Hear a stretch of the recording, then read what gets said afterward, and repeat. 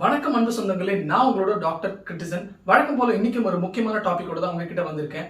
S, in fact சொல்லணும்னா இன்னைக்கு ஒரு முக்கியமான நபரை பத்தி நம்ம பேச போறோம். எதனால இவங்களை பத்தி இன்னைக்கு பேச வேண்டிய அவசியம் இருக்கு அப்படிங்கிறது இந்த வீடியோ கடைசி வரைக்கும் பார்த்தா உங்களுக்கு கண்டிப்பா புரியும்னு நினைக்கிறேன். So welcome to கிருட்டிசன்.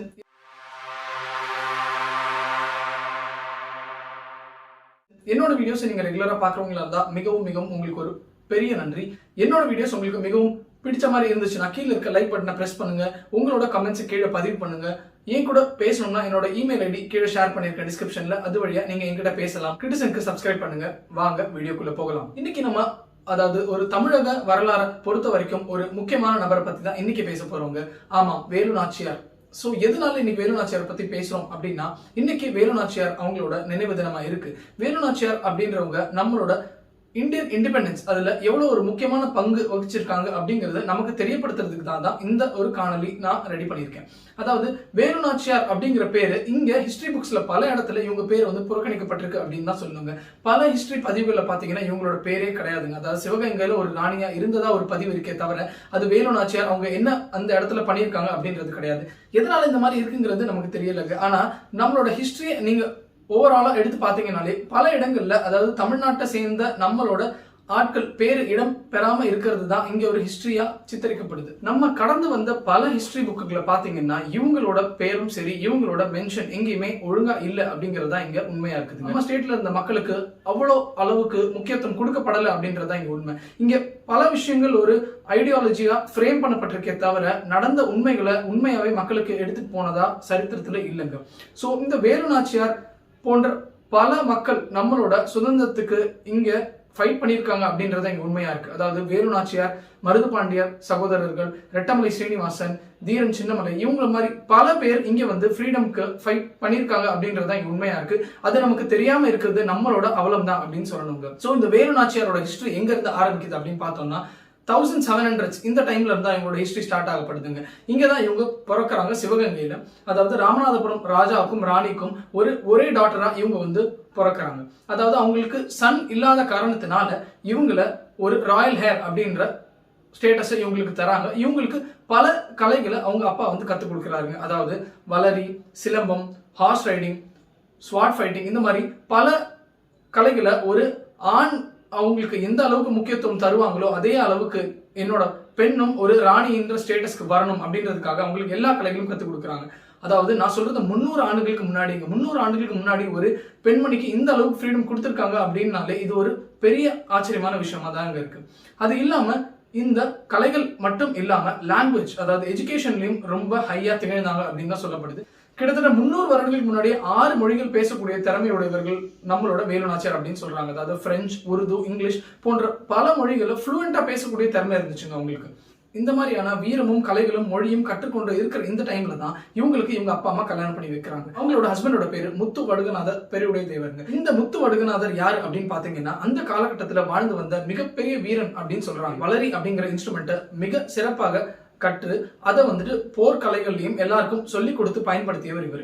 அதாவது இவர் வளரி வச்சு போர் செய்யறது ஒரு மிகவும் ஆச்சரியமான விஷயம் அப்படின்னு அந்த காலகட்டத்தில் குறிப்பிடப்பட்டிருக்கு. இந்த வளரி பத்தி இன்னும் டீட்டெயிலா உங்களுக்கு தெரிஞ்சுக்கணும்னா நம்மளோட இன்ஸ்டாகிராம் பதிவுல ஏற்கனவே இதை பத்தி சொல்லியிருக்கோம். அது இல்லாம ஏற்கனவே நம்மளோட தமிழ் படங்கள்ல, அதாவது சிவகார்த்திகேயன் அவர்கள் நடிச்ச ஒரு தமிழ் படத்துல இதை பத்தி இன்னும் தெளிவா சொல்லியிருப்பாங்கன்னு நினைக்கிறேன். இந்த மாதிரி நடந்து வர சூழல்ல தான் இப்போ நம்ம பிரிட்டிஷ்காரங்க உள்ள வராங்க. அதாவது பிரிட்டிஷ்காரங்க நவாப், அப்போ இருந்த நவாப் கூட சேர்ந்து இந்த சிவகங்கை பகுதியை எப்படியாவது கைப்பற்றணும் அப்படின்னு சூழ்ச்சி பண்ண ஆரம்பிச்சாங்க. முத்து வடுகனார் கிட்ட பிரிட்டிஷர்ஸ் இப்போ வரி கேட்கிறாங்க. இவர்கிட்ட வரி வாங்க முடியல, அதனால இவரோட நாட்டை எப்படியாவது கைப்பற்றணும் அப்படின்னு சூழ்ச்சி செய்ய ஆரம்பிக்கிறாங்க பிரிட்டிஷர்ஸ். அப்ப இருந்த நவாப் கூட சேர்ந்துட்டு இவங்களோட நாட்டை கைப்பற்றதுக்கு சூழ்ச்சி பண்ண ஸ்டார்ட் பண்றாங்க. அது முத்து வடுகனார் ஒரு மிகப்பெரிய பக்தர்.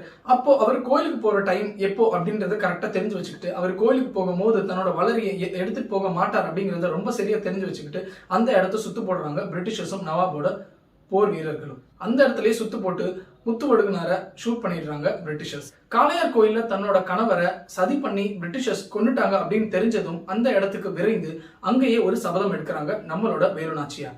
அவங்க எடுத்த சபதம் அன்னைக்கு எப்படியாவது இந்த நிலத்தை நான் பிரிட்டிஷர்ஸ் கையில இருந்து திருப்பி என்கிட்ட எடுத்துப்பேன் அப்படின்றத ஒரு முக்கியமான சபதத்தை அவங்களோட ஹஸ்பண்டோட கல்லறையில வைக்கிறாங்க நம்மளோட வேலு நாச்சியார். உடனடியாக அப்போ இருந்த பிரிட்டிஷர்ஸ உடனே கொன்னு ஆகணும் அப்படின்றது அப்போ அவங்களோட சபதமா இருக்குங்க. ஆனா அப்போ அவங்கள தடுத்து கொடுத்துடுறாங்க அப்போ இருந்த மந்திரிகள். இப்போதைக்கு நிலைமை சரியில்லை, பிரிட்டிஷர்ஸ் நவாப் கூட சேர்ந்து இருக்காங்க, நம்ம இதுக்கு ஒரு சரியான தருணம் தேடி அப்புறமா அவங்களை அட்டாக் பண்ணணும் அப்படின்றது அவங்களோட அட்வைஸா இருக்குங்க. இதுக்கு பின்னாடி நம்மளோட வேலு நாச்சியார் தலைமறைவாயிடுறாங்க. இதுதான் கதை. இந்த கதையில நீங்க முக்கியமான கவனிக்க வேண்டிய ஒரு பாயிண்ட் இருக்குங்க. வரி தராத காரணத்தினாலதான் பிரிட்டிஷர்ஸோட பார்வை சிவகங்கை மேல திரும்புது அப்படின்றது ஒரு முக்கியமான வரலாற்று நிகழ்வா இருக்குங்க. அதாவது வரி தர முடியாம தன் வீரத்தை காமிச்ச கட்டபொம்மன் அவரை பத்தி மட்டுமே நம் கதைகள்ல கேட்டது. இந்த மாதிரி முத்து வடுகனார் பத்தியும் நம்மளோட வரலாற்றில் மென்ஷன் பண்ணப்படலை அப்படிங்கிறதா இங்க நான் சொல்ற முக்கியமான பாயிண்டா இருக்குங்க. அதாவது தமிழர்கள் மெதுவா தன்னோட வரலாற்றுல இருந்தே விளக்கப்பட்டிருக்காங்க, புறக்கணிக்கப்பட்டிருக்காங்க அப்படிங்கிறது தான் இங்க உண்மையா இருக்குங்க. நம்மளோட புத்தகங்களை பாத்தீங்கன்னா பெரும்பாலும் வட இந்தியால இருக்கிற தலைவர்கள் பத்தி தான் குறிப்பிடப்பட்டிருக்குங்க. அதாவது இது ஒரு கெட்ட விஷயம் நான் சொல்லலைங்க. அதாவது வரலாறு எப்படி இருந்ததோ அதை அப்படியே மக்கள் கிட்ட எடுத்துட்டு போய் சொல்றதுதான் வரலாறு. வரலாற்று நிகழ்வுகளை மட்டும் எப்பயுமே மாத்தவே முடியாதுங்க.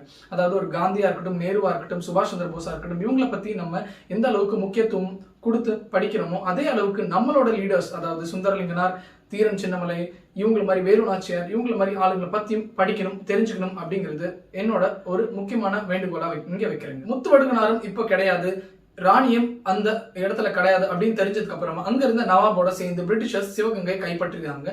நவாபோட வேண்டுகோளின் பேரில் அதுக்கு ஹுசைன் நகர் அப்படின்னு பேர் மாற்றி அமைக்கப்படுது. இங்க இருந்து தப்பிச்சு போற வேலு நாச்சியாருக்கு கோபால நாயக்கர் அப்படிங்கிறவர் தான் அடைக்கலம் கொடுக்குறாங்க. இந்த கோபால நாயக்கரும் வரலாற்றுல ஒரு முக்கியமான பேரா இருக்கு. அதாவது அந்த காலத்துல இந்த மாதிரி விடுதலைக்கு போராடியவர்களுக்கு முக்கியமா தஞ்சம் கொடுத்தவர் தான் இந்த கோபால நாயக்கர். அவங்களுக்கு ப்ரொடெக்ஷன் கொடுத்ததுனாலேயே இவர் மேல பிரிட்டிஷர்ஸ் ரொம்பவும் கோபமா இருந்தாங்க அப்படின்றது தான் இங்க வரலாறு. இந்த மாதிரி வேலு நாச்சியார் தலைமுறை ஆனதுக்கு பிறகு பல பேர்களை சேர்த்துக்கொண்டு அவங்களோட ஓன் ஆர்மி அப்படியே இம்ப்ரூவ் பண்ண ஸ்டார்ட் பண்ணாங்க.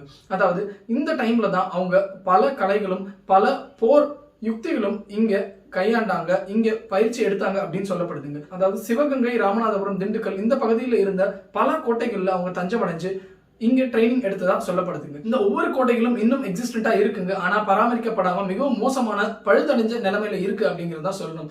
இந்த மாதிரி வரலாற்றுக்குரிய பில்டிங்ஸை இன்னும் பராமரிக்காம வைக்கிறது நம்மளோட தப்புன்னு தான் நான் சொல்றேங்க. இந்த மாதிரியான கோட்டைகள்ல இருந்து அதுக்கப்புறமா பல வெப்பன்ஸ், அதாவது வளரி, வாள்கள், ஈட்டி போன்ற பல வெப்பன்ஸ் வந்து கண்டறியப்பட்டிருக்கு. இங்க பல ஆண்டு காலமா இவங்க ட்ரைனிங் எடுத்ததுக்கு உண்டான முக்கியமான எவிடன்ஸ்கள் இருக்கு அப்படின்னு சொல்லப்படுதுங்க.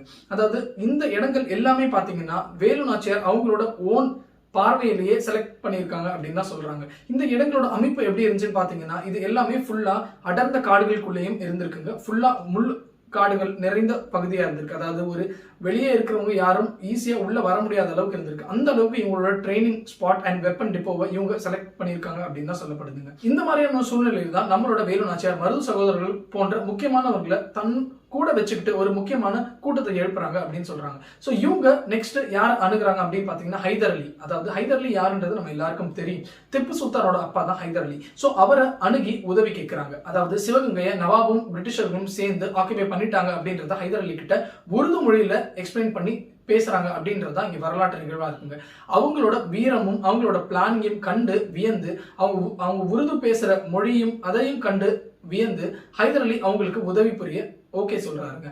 ஹைதர் அலி என்ன பண்றாரு அப்படின்னா அந்த காலகட்டத்திலேயே பல பீரங்கிகள், துப்பாக்கி ஏந்திய சோல்ஜர்ஸ் இவங்க எல்லாருமே வந்து அவங்களுக்காக, அதாவது நம்மளோட வேலு நாச்சியாருக்காக தராரு. அவங்களுக்கு பிரிட்டிஷர்ஸ் அகெயின்ஸ்டா போர் புரிய ஹெல்ப்பும் பண்றாருங்க. இந்த இடத்துல நம்ம மருது சகோதரர்கள் பத்தி ஒரு சின்ன குறிப்பு நான் சொல்லணும்னு நினைக்கிறேன். இவங்க யாரு அப்படின்னு பாத்தீங்கன்னா அந்த காலகட்டத்தில் வாழ்ந்த மிகப்பெரிய வீரர்கள் அப்படின்னு சொல்றாங்க. அதாவது பெரிய மருது அவருக்கு நிகரான வீரன் அந்த காலகட்டத்தில் யாருமே இல்லை அப்படின்னு சொல்றாங்க. அவர் வந்து ஒரு புலியவே கூட கையால அறையக்கூடிய தன்மை உடையவர் அப்படின்னு சொல்றாங்க. சின்ன மருது அப்படின்றவர் ஒரு முக்கியமான பிளானிங் அண்ட் எக்ஸிகியூஷன்ல ஸ்பெஷலிஸ்ட் அப்படின்னு சொல்றாங்க. அதாவது அவர் ஒரு பேச்சுவார்த்தைக்கு கூப்பிட்டா எல்லாரும் பயப்படுவாங்க. அவர் பேசி ஒரு விஷயத்தை முடிச்சு வைப்பாரு, இல்லைன்னா நெக்ஸ்ட் அவங்களுக்கு அதை பத்தி கேட்காதவங்களுக்கு அகைன்ஸ்டா பிளான் பண்ண ஆரம்பிச்சிருவாரு அப்படின்றத வரலாறு. நம்மளோட பெரும்பாட்டி வேலு நாச்சியார் மருது சகோதரர்கள் போன்றவர்களை ஒரு படை தளபதியாக முன்னிலைப்படுத்தி ஹைதர் அலி போன்றவர்கள் தந்த உதவியை வைத்துக் கொண்டு தனக்கென்று ஒரு மிக வலுவான படையை எழுப்புறாங்க. இந்த படையை எடுத்துட்டு போய் பிரிட்டிஷர்ஸையும் நவாபையும் ஒரு போர்ல சந்திக்கிறாங்க. இந்த போர் வரலாற்றிலேயே ஒரு முக்கியமான போரா இருக்குதுங்க. ஒரு மிகப்பெரிய போர் அப்படின்னு சொல்லப்படுது. அதாவது அந்த காலகட்டத்திலே நான் சொல்றது ஒரு 300 வருடங்களுக்கு முன்னாடியே இவங்க ஒரு கெரில்லா டெக்னிக் அதை ஃபாலோ பண்ணி இந்த போரை ஜெயிச்சிருக்காங்க அப்படின்னு சொல்லணுங்க. அதாவது 3 பிரிவுகளாக தன்னோட படையை ஸ்பிளிட் பண்ணி 3 இடத்துல இருந்து தாக்கியிருக்காங்க பிரிட்டிஷர்ஸ். அப்போ நடந்த முக்கியமான ஒரு கோவில் நிகழ்வுல பெண்களா, அதாவது டிஸ்கைஸ்ல எல்லாருமே பெண்களா வெப்பன்ஸ் எல்லாம் தன் ஆடைகளுக்குள்ள பதுக்கிட்டு உள்ள போயிருக்காங்க. உள்ள இருந்து கோட்டையை தாக்கியிருக்காங்க அப்படின்னு சொல்லப்படுதுங்க. இது ஒரு முக்கியமான வார்ஃபேர் டெக்னிக்கா அந்த டைம்ல பேசப்பட்டிருக்கு. வரலாற்றையும் இது பதிவிடப்பட்டிருக்கு. அது இல்லாம இன்னொரு முக்கியமான நிகழ்வு, அதாவது ஃபர்ஸ்ட் ஹியூமன் பாம், அதாவது சூசைட் பாம்பர்ஸ் பயன்படுத்தின போரா இந்த போர் தான் சொல்லப்படுதுங்க. குயிலி அப்படின்ற ஒரு பெண்மணி தன் மேல ஃபுல்லா ஆயில ஊத்திக்கிட்டு தன்னைத்தானே கொளுத்திக்கிட்டு அந்த காலத்துல இருந்த அந்த பிரிட்டிஷர்ஸோட ஆயுத கிடங்குக்குள்ள போய் அங்க இருந்து கன் பவுடர் மேல குதிச்சு அங்க இருக்கிற வீரர்களை சாகடிச்சிருக்காங்க அப்படின்னு சொல்லப்படுதுங்க. இது வரலாறுல ஒரு முக்கியமான நிகழ்வா இருந்திருக்குதுங்க. அதாவது சூசைட் பாம்பிங் அப்படின்ற ஒரு கான்செப்டை ஃபர்ஸ்ட் உலகுக்கே எடுத்துட்டு வந்தவங்க இந்த போர்ல இருந்த நம்ம வேலு நாச்சியார் அப்படின்னு தான் சொல்லப்படுது. அது இல்லாம பிரிட்டிஷர்ஸ நேர்முகமா ஃபேஸ் பண்ணி தோக்கடிச்ச ஒரே பெண்மணி முதல் பெண்மணியா இருந்திருக்காங்க நம்மளோட வேலு நாச்சியார் அம்மையார். இந்த சமயத்துல ஒரு முக்கியமான நிகழ்வை பத்தி நான் சொல்லணுங்க. அதாவது இந்த வரலாற்றுல இன்னொரு முக்கியமான பெண்மணியோட பேரும் சொல்லணும், உடையாள். ஆமா, இந்த உடையாள் யாரு அப்படின்னு பாத்தீங்கன்னா, ஒரு தடவை வேலு நாச்சியார் தன் கணவன் இறந்த இடத்திற்கு, அதாவது இந்த காளையார் கோயிலுக்கு அவரை வேண்டதுக்காக வராங்க. அப்போ வேண்டிட்டு திருப்பி செல்லும் போது அவங்கள அங்க வந்திருக்காங்க அப்படிங்கிற நியூஸ் பிரிட்டிஷருக்கு ரீச் ஆயிடுது. அப்போ இருந்த ஜெனரல் அவரோட படையில இருந்து ஒரு சில பேரை வேலு நாச்சியாரை சரிப்படுத்துறதுக்காக அனுப்புறாங்க. அப்போ இவங்க காட்டு பகுதிக்குள்ள போய்கொண்டு இருக்கிற அந்த டைம்ல இந்த உடையால் வழியில ஆடு மேய்த்து கொண்டு இருக்கிறாங்க. அவங்க கிட்ட இருந்து தாகத்துக்காக தண்ணி வாங்கி சாப்பிடுறாங்க. அப்போ தன்னை தேடி பின்னாடி பிரிட்டிஷர்ஸ் வர்றதா அவங்க குறிப்பிடுறாங்க. இவங்க அந்த இடத்த விட்டு போனதுக்கு பின்னாடி, அதாவது இந்த ஜெனரலோட ஆளுங்க கேட்கறாங்க அந்த உடையாள் கிட்ட, வேலு நாச்சியார் இந்த பக்கம் வந்தாங்களா அப்படின்னு கேட்டதுக்கு, ஆமா இந்த பக்கம் தான் வந்தாங்க, எங்க போனாங்கன்னு எனக்கு தெரியும், ஆனா அதை நான் உங்ககிட்ட சொல்ல மாட்டேன் அப்படின்னு சொல்றாங்க. சிவகங்கையில் பிறந்த பெண் அல்லவா அவங்க, அவங்களுக்கு இருந்த வீரத்தை நீங்க பாராட்டணுங்க. அவங்க எவ்வளவு கேட்டும் அவங்க உடையால் அவங்களோட வேலு நாச்சியார் எங்க போயிருக்காங்கன்றத சொல்லலங்க. தனக்கு தெரியும், ஆனா அதை நான் உங்ககிட்ட சொல்ல மாட்டேன் அப்படின்றதுல ரொம்பவே உறுதியா இருந்திருக்காங்க உடையாள். கதைகள்ல என்ன சொல்றாங்க அப்படின்னா, இந்த உடையாள் மீண்டும் மீண்டும் கேட்டு சொல்லாத காரணத்தினால முதல்ல அவங்களோட கைகளை கட் பண்ணிடுறாங்க அப்படின்றது தான் கதையா இருக்குங்க. கட் பண்ணியும் அந்த வீர பெண்மணி அவங்க கிட்ட சொல்ல முடியாது அப்படின்றதுல ரொம்ப நிலையா இருந்திருக்காங்க. பிறகு கால்களையும் வெட்டுறாங்க, பிறகு தலையும் வெட்டி அவங்கள கொலை பண்ணிடுறாங்க. சோ இது ஒரு முக்கியமான வரலாற்று நிகழ்வா இருக்கு. சிவகங்கை, மதுரை போன்ற பெண்மணிகளின் வீரத்தை இது ஒரு எடுத்துக்காட்டா இருக்கு அப்படின்றத சொல்லணும். நவாபின் படையும் ஆங்கிலேயர்கள் படையும் ஜெயிச்சு விட்டு அந்த இடத்தை மறுபடியும் கைப்பற்றுறாங்க நம்மளோட வேலு நாச்சியார் அம்மையாருங்க. அந்த இடத்தை கைப்பற்றின கையோட ஹுசைன் நகர் அப்படின்னு பேர் இருந்ததை திருப்பி சிவகங்கைன்னு பேர் வைக்கிறாங்க நம்மளோட வேலு நாச்சியார். சரி, போர்ல ஜெயிச்சிட்டோமே, உடனே போய் சிம்மாசனத்துல உட்காருங்க அப்படின்னு எல்லாரும் சொல்லியும் அவங்க சிம்மாசனத்துக்கு போகலங்க. அதாவது இதுக்கு முன்னாடி உங்ககிட்ட கதையில குறிப்பிட்டு இருந்தேன் இல்லையா, அந்த அடர்ந்த ஒரு காட்டு பகுதிக்குள்ள அவங்களுக்கு உதவி செஞ்சு உடையாள் அப்படின்ற பெண்மணி இறந்திருந்தாங்கல்ல, அந்த இடத்துக்கு திருப்பி போறாங்க. அங்க கண்ணீர் வடிக்கிறாங்க நம்மளோட வேலு நாச்சியாருங்க. பதவிக்கு ஒரு சில வருடங்கள்லயே அந்த இடத்துல அந்த உடையாளுக்கு கோயில் கட்டுறாங்க. அந்த கோயில் ஒண்ணும் இல்லைங்க, இப்போ இருக்கிற கொல்லங்குடி அருள்மிகு வெட்டுடையாள் அம்மன் கோயில் தாங்க அது. வெட்டுடையாள் காளி அம்மன் கோயில், அதாவது வெட்டுப்பட்ட உடையாள் அவர்களுக்காக இவங்க எழுப்பின கோயில் தாங்க இது. அப்படியே நாளடைவுல இந்த வெட்டுடையாள் அவங்களையே தெய்வமா, அதாவது காளியாவே கொண்டாடி கும்பிட ஆரம்பிச்சிட்டாங்க சிவகங்கை பகுதி மக்களுங்க. அந்த கோயிலை கட்டின கையோட அவத்துல முதல் காணிக்கையா தன்னோட வைர தாலி செயினையே போட்டிருக்காங்க நம்மளோட வேலு அம்மையார். இந்த செயலை செய்ததுனால அவங்க ராணின்ற அந்தஸ்தை தாண்டி ஒரு மகாராணி அப்படின்ற அந்தஸ்தை ரீச் பண்ணிட்டாங்க அப்படின்னு நாங்க சொல்லணும். இதுதான் நம்மளோட வேலு நாச்சியார், அதாவது வீரமங்கை வேலு நாச்சியார் அம்மையார் அவங்களோட ஒரு வரலாற்று குறிப்புங்க. இது ஒரு மிகவும் பெருமைக்குரிய விஷயங்க. சிவகங்கை பகுதி மக்களுக்கு இது ரொம்பவே ஒரு பெருமைக்குரிய விஷயம். அதாவது நம்ம சொந்த ஊர்ல இருந்து இப்படி ஒரு வீர மங்கை இருந்திருக்காங்க, வாழ்ந்திருக்காங்க 300 வருடங்களுக்கு முன்னாடி.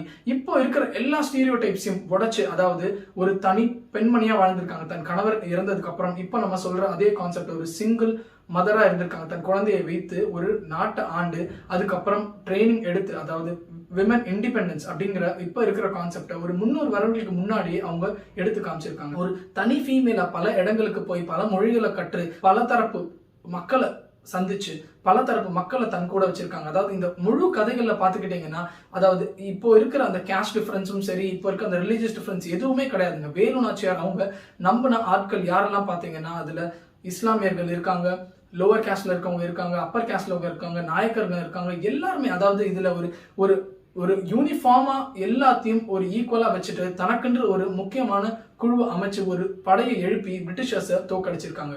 எல்லா ஸ்டீரியோ டைப்ஸும் அந்த காலத்திலே 300 வருடங்களுக்கு முன்னாடியே பிரேக் பண்ணதுனால அவங்க அப்பவே அவங்களோட திங்கிங் எவ்வளவு ப்ராடா இருந்திருக்கு அப்படிங்கிறத நம்ம கொஞ்சம் மனசுல வச்சுக்கணுங்க. இப்போ நம்ம மொழியாலும் சரி, இனமாலும் சரி, கேஸ்டாலும் சரி, இப்படி பிரிந்து இருப்பது ரொம்பவே ஒரு கவலைக்குரிய விஷயமா தாங்க இருக்கு.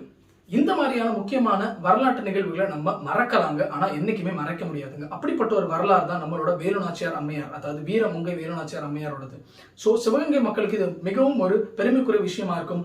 உங்களோட வரலாறை எடுத்து சொல்லுங்க, மக்களுக்கு எடுத்து சொல்லுங்க. நம்ம ஊர்லயும், அதாவது நம்மளோட ஊர்லயும் இந்த மாதிரி ஒரு வீரமங்கை வாழ்ந்திருக்காங்க, ஒரு தலை சிறந்த ஃபீமேலா அவங்க எடுத்துக்காட்டா இருந்திருக்காங்க அப்படிங்கறத எல்லாருக்கும் எடுத்து சொல்லுங்க. ஸோ அதுதான் இந்த வீடியோ, அதாவது இந்த எபிசோடோட நோக்கமும். கிரிட்டிசனை பார்த்ததுக்கு மிகவும் நன்றி. மீண்டும் அடுத்த காணொலியில் சந்திக்கலாம். உங்களிடமிருந்து விடைபெறுவது உங்கள் டாக்டர் கிரிட்டிசன். தேங்க்யூ.